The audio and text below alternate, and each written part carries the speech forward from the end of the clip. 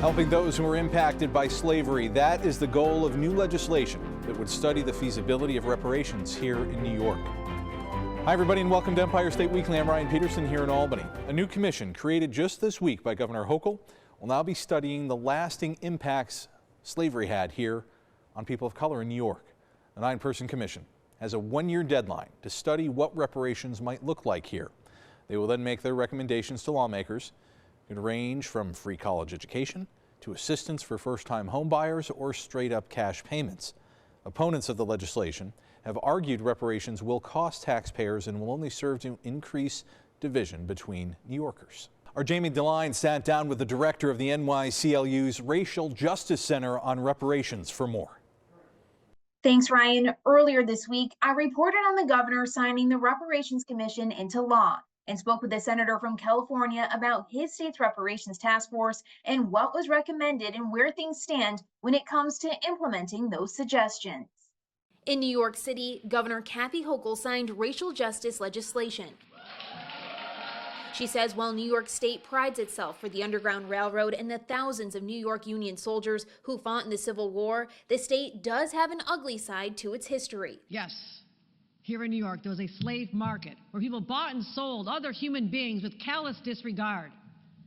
It happened right on Wall Street for more than a century. According to Hochul, it's time to acknowledge those injustices. I'm authorizing the creation of a committee to study what reparations might look like in New York. And let's be clear about what reparations means. It doesn't mean fixing the past, undoing what happened. We can't do that. No one can. But it does mean more than giving people a simple apology 150 years later. According to the law, the governor, Senate Majority Leader Andrea Stewart-Cousins, and Assembly Speaker Carl Heastie will each get to appoint 3 people to the commission within 90 days. New York is not the first state to do this. Senator Stephen Bradford served on California's reparations task force and shares some of the 115 recommendations that were put forth. From re-education at our college systems to assistance in first-time home buyers to relief of state taxes for a period of time to even cash payments. He says in California, it's now up to the legislature to decide which recommendations move forward. The Black Caucus is primarily going to take the lead on introducing those pieces of legislation. Here in New York, Senate Minority Leader Rob Orr is against the legislation, saying, quote, the reparations of slavery were paid with the blood and lives of hundreds of thousands of Americans who fought to end slavery during the Civil War. As we've seen in California, I am confident this commission's recommendations will be unrealistic, will come at an astronomical cost to all New Yorkers, and will only further divide our state. We will continue to follow the process as appointments are announced. Joining us now to give additional insight onto the topic of reparations and racial justice in New York is Lanessa Owens-Chaplin, Director of the New York Civil Liberties Union and Racial Justice Center. Lanessa, thank you so much for joining us. Yeah, thanks for having me, Jamie. So recently, Governor Hochul signed a new law that would create a commission to study reparations. During her press conference, she was saying that while New York prides itself on the Underground Railroad and having Union soldiers that fought in the Civil War, New York State does have a dark side to its history. Can you talk a little bit about that? I mean, yeah, absolutely. So, I think there's a misconception that slavery was kind of isolated to the South. And in fact, we had a bustling slavery system in New York State, as Wall Street being one of the main ports where African Americans were sold on the chopping block to slavery. And the state has benefited a lot from slavery, even though it ended in 1827. We still see the impacts today. And with this commission, what would you like to see done? I think the plan is that this commission will be the nine brightest individuals who will be appointed to this commission to really study the long-lasting impacts of not only slavery, but all the kind of systems and structures that were created as a result of the inferiority belief that many African Americans had. And you mentioned the 9 people on this commission. The governor gets to choose 3, Speaker Carl Heastie gets to choose 3, and Leader Andrea Stewart-Cousins gets to choose 3. Is there anyone that you think would be perfect for this position? I don't want to, I'm just one person in this fight of many. And so I don't want to influence the decision making at all. And I have faith and trust that our leaders of the state will pick some of the brightest people to sit on this commission and make some very informed decisions about how slavery has impacted New York. And I know New York State isn't the first state to do this. California was leading the way. Can you talk a little bit about what California has done? So I think California is a great example that when there's a political will and desire and the people of the community are heard, things can happen, right? And so we're really glad that California was the first state to pass reparations, and we hope to look at them in a way to kind of learn from their mistakes, learn from their roadblocks, and figure out how we can make New York an example for the rest of the nation as well. In California, they sent over 100 recommendations to the legislature with suggestions on how to make things better. And that can mean a wide variety of things, correct? Like not just cash payments? Absolutely. So we know we've come to terms with the fact that cash payments itself is not going to resolve the problem, right? It's not going to impact the achievement gap. It's not going to impact the wealth gap. It's not going to impact the disproportionate amount of folks, of Black folks who don't own homes in New York, right? And so it has to be accompanied side by side with policy initiatives to kind of break down the barriers of racism and really get at the heart of structural racism and how many policies were enacted as a direct result of slavery. Is there any areas that you think this commission should really focus the most on? I'm really interested in learning more about the wealth gap and how to close that wealth gap. I'm really interested in learning about how we can not be one of the nation's most segregated school systems in the country, although we are a melting pot of diversity. And I'm also really interested in how we're going to address the housing crisis. What do you think New Yorkers need to know when it comes to this study?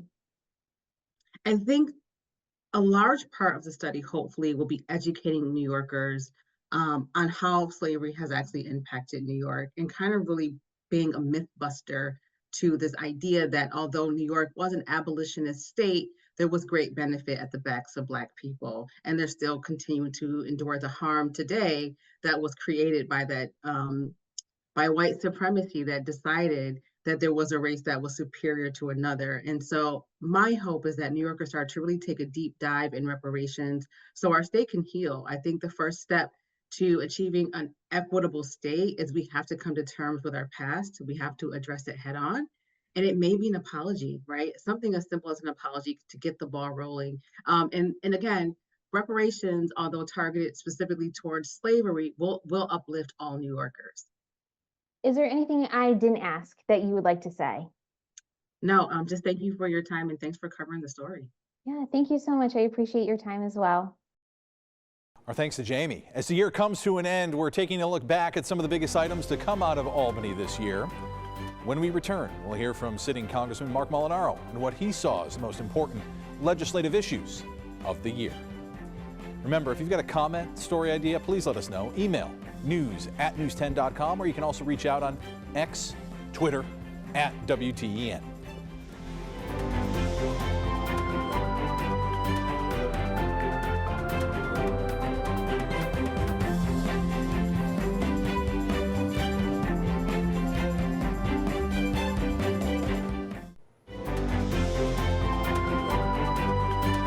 Welcome back to Empire State Weekly. I'm Ryan Peterson here in Albany. We continue our look back. Some of the biggest legislation to impact the state of New York this year.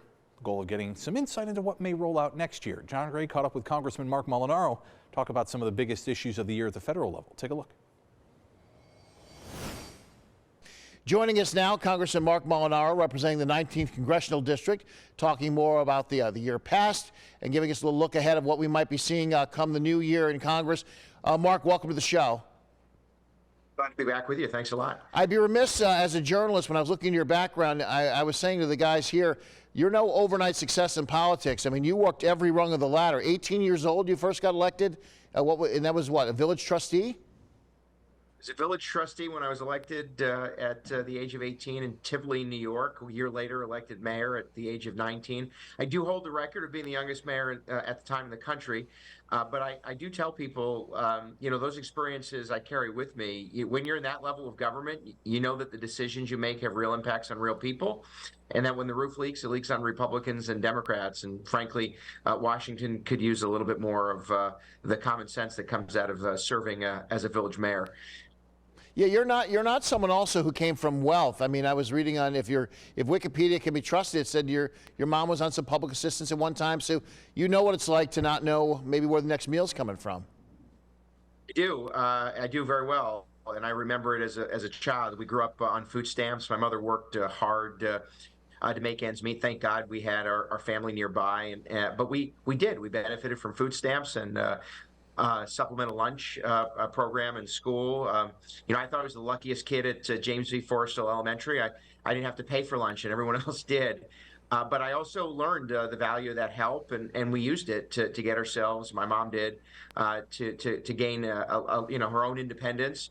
And then I tell people, ironically and interestingly enough, all the years later, I became county executive of Dutchess, served 12 years as executive, and part of my job was to oversee the distribution of Medicaid, food stamps, and other social service programs. So I kind of know it from both ends. I know how the system can be dehumanizing to too many people, and we've got to confront that, the lack of efficiency, the lack of compassion that government too often treats people with. But also, I know the benefit, and I know how the tools can be used to help people get back on their feet. And so, it's kind of you to mention it. I truly, I know those challenges and have lived them. Well, let's jump to the today and now, and it's kind of a segue to talk about people in need. I know the migration issue has been a big issue for you, and it's not that you're heartless about it and don't want to see people get help, but also we have to be responsible. I'm assuming your position is. You just testified recently on some of this, right? I did. The president has ignored the crisis at the border, and it's both a national security and a humanitarian crisis. And because of that, we've seen fentanyl and synthetic opioids pouring into our country. We've seen millions of people coming into the country, and I believe we have to have a compassionate approach, and that starts by securing the border, engaging in the background vetting at the border, not transporting human souls across the country, certainly, and not allowing cities and states like New York that we've seen obviously of late, where the city of New York is simply busing individuals without care, coordination, or concern to counties and communities all across upstate. It's just not acceptable. It's not in our national interest, and it certainly doesn't uphold the American principle of compassionately welcoming people. There's a process. But it starts with securing the border, and we need the president and White House to act. Now, the House of Representatives has adopted a border security bill, and there are some who don't agree with all of it. I accept that. But the way this government works is we need the Senate to act. We need the Senate to take up legislation, negotiate, and then ultimately deliver a law that secures the border, protects our communities, and addresses the asylum-seeking process in a responsible way at the border, and conducting the kind of care that you'd expect through background vetting and what have you at the border. Talk to me about the Schools Not Shelters Act. That was your first bill you got through the House. What did that do? Did you try to keep schools just for schools?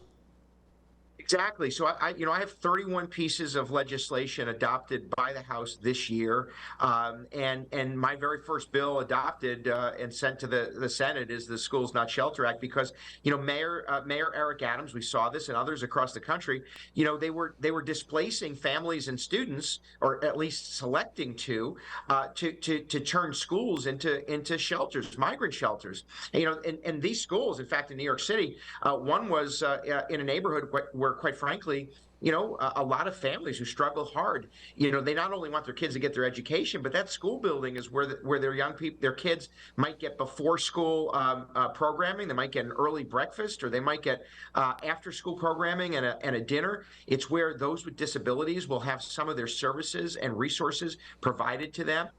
Our schools are to be used to educate our kids. Certainly after the pandemic and economic shutdown, we need to use every resource to help our kids, and we certainly cannot allow them to be transitioned or transformed into migrant shelters. That's the responsibility of the federal government. The president's got to take responsibility at the border, starting by securing the border. Did it strike you as a little ironic that some of the cities that were going very public early on in this, saying, we're a sanctuary city, we welcome everybody, don't be like that, open your arms, once the buses started showing up, it was sort of a different tune because it was flesh and blood and it was money, right, that was being attached to this. I think in many cases they declared themselves sanctuaries, as New York City and New York State did. It's just sort of some rhetorical thing. They didn't have any real honest desire to see that happen. And then, yeah, when thousands upon thousands, hundreds of thousands came to New York and New York City, all of a sudden they're no longer a sanctuary. You had the governor of New York saying there's no more room in New York State, go someplace else. When really what the governor and the mayor need to do is uphold the law. You can't transfer individuals to upstate counties. We don't have the resources, nor do you have legal jurisdiction to do it. And then the governor and mayor should be compelling the president to get to the table and negotiate with the House. We have adopted a border security bill. We need the president to act, and we need the Senate to act as well. They should be putting pressure there. Now, listen, this is a bipartisan effort. Again, I mean, even Mayor Adams acknowledges this, but I've worked with my Democratic colleagues to move legislation. Congressman Pat Ryan, a Democrat, and I called for a declaration of a state of emergency, in essence, giving the president the power to reinstate, stay, or remain in Mexico and work through the vetting process at the border.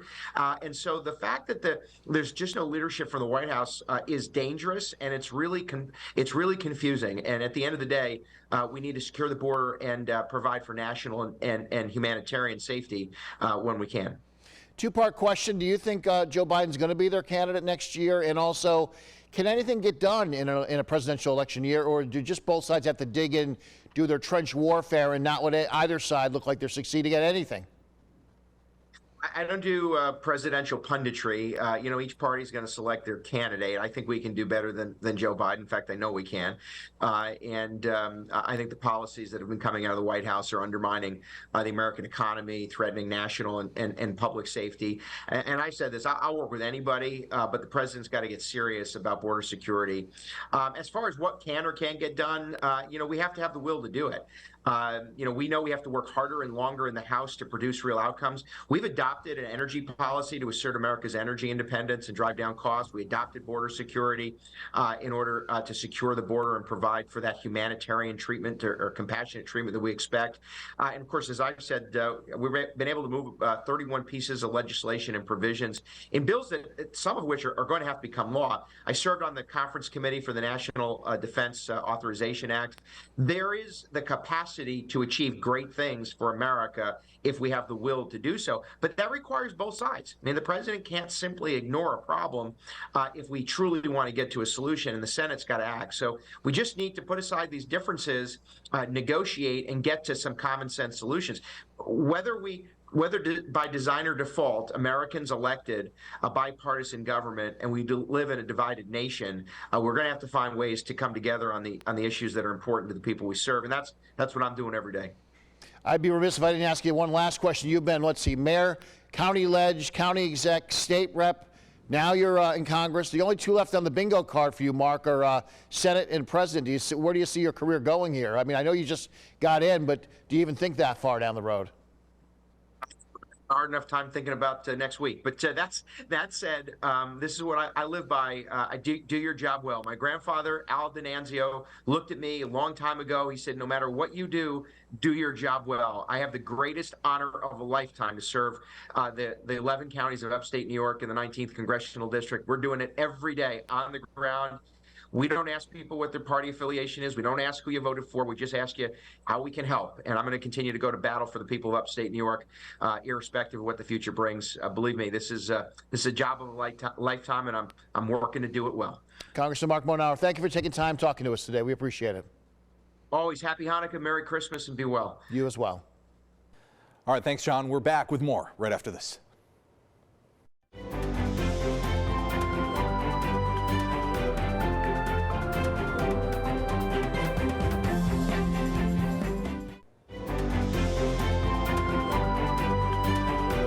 Welcome back to Empire State Weekly. I'm Ryan Peterson here in Albany. The application window for adult use cannabis licenses is now closed. The Office of Cannabis Management saying they are processing thousands of new applicants. Eventually, licenses will be given to select applicants based on a randomized drawing. An official with OCM explains the next steps here. We're expecting that we'll be able to start issuing the first of these licenses as we get into the second part of January 2024. For those who may not be selected for licenses as part of this round, don't be disheartened. This is just the beginning. This is not going to be an ultra-limited license market. There'll be plenty more opportunities for licenses ahead. He went on to explain there will be a 30-day window for applicants to make adjustments if selected. All right, stick around. We'll be back with a look at the week ahead in just a minute here. Remember, if you got a comment, story idea, please let us know. Email us at news@news10.com or reach out on X, Twitter @WTEN.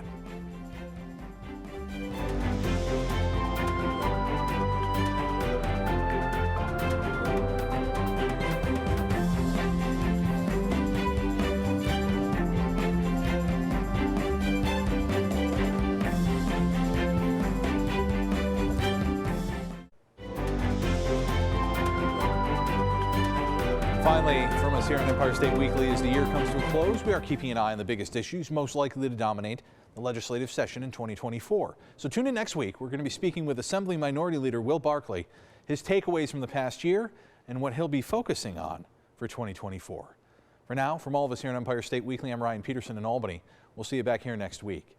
Don't forget, you can catch Empire State Weekly all over the state of New York. Here is our full schedule where you can see us on 10 television stations across the state.